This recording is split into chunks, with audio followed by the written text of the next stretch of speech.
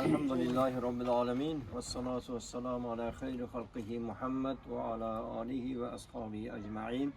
Yaratgan Allah, o'zingni baytingda turibmiz, juma ayyomida turibmiz, duolar qabul bo'ladigan kun joylarda turibmiz. O'zingni iltijo qilib so'raymiz. Avvalambor tinchlik, xotirjamlik bergin, iymon e'tiqodda ayirmagin. Mana shu o'zingni baytingni obod qilish niyatida shu birodarlarimiz qilgan xizmatlarga ajr azimlar bergin. İki dünya saadeti müyesser kıyın, xonadoniga tinchlik, xotirjamlik bergin, halolda qilayotgan kasblariga, korlariga barakat bergin. Ko'ngillarida nainki yaxshi niyati, maqsadlari bo'lsa, Alloh taolo yaxshilarni nasib etasin. Robbi yassir va la tu'assir va tammim bil xayr. Ana ustalar, ine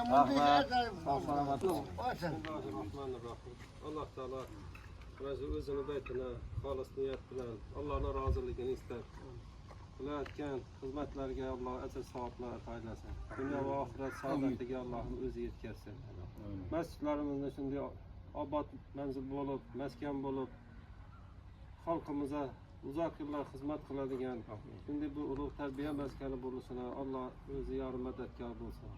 Hammani xonadonida yaxshilik bo'lib, Alloh taolo mol jonlarga baraka ato qilsin.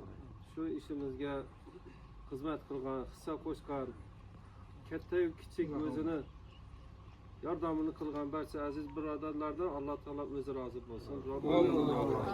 Katta rahmat hammaga. Rahmat hammaga. Kattadan katta.